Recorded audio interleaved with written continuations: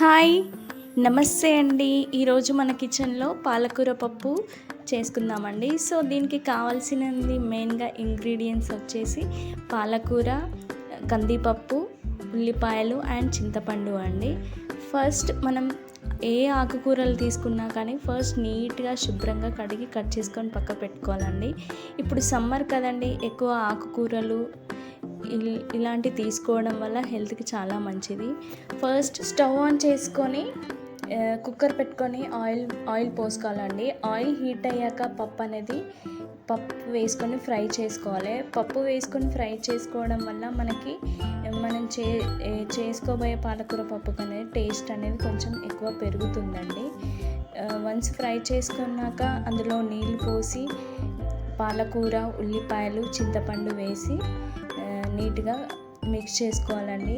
So తర్వాత మనకి దీంట్లో 1 టేబుల్ స్పూన్ పసుపు, రుచికి తగినంత సాల్ట్ అండ్ జీలకర్ర అండ్ కారం కూడా అన్నీ ఇందులోనే ఇప్పుడే వేస్తానండి.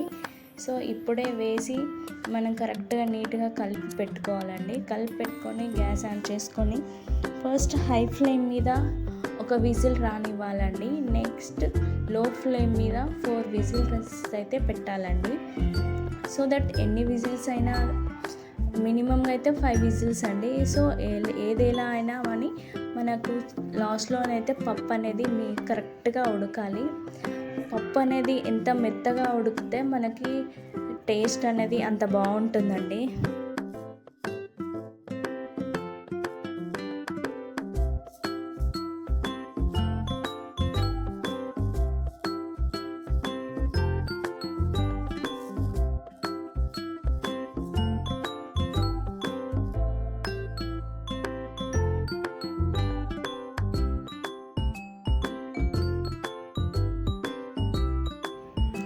పప్పు అయితే ఉడికిపోయిందండి.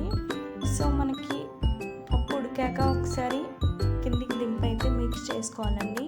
ఈ స్టేజ్లోనే మనకి ఉప్పు, కారం కరెక్ట్గా ఉందో చెక్ చేసుకొని ఒకవేళ ఉప్పు తక్కువ ఉన్న, కారం తక్కువ ఉన్న అడ్జస్ట్ చేసుకోవాలండి. నెక్స్ట్ వచ్చేసి ఒక బాండీ పెట్టుకొని అందులో ఆయిల్ వేసుకొని జీలకర్ర, ఆవాలు, శనగపప్పు, ఎండుమిరపకాయలు, పసుపు, కల్యమాకు వేసి తాలింపు అయితే పెట్టుకోవాలండి. సో ఇవన్నీ ఫ్రై అయ్యాక ఇందులో పప్పు అయితే యాడ్ చేసుకోవాలండి. అంతే, చాలా సింపుల్ అండి. పాలకూర పప్పు అండ్ పెరుగు కాంబినేషన్తో తింటే అయితే సూపర్గా.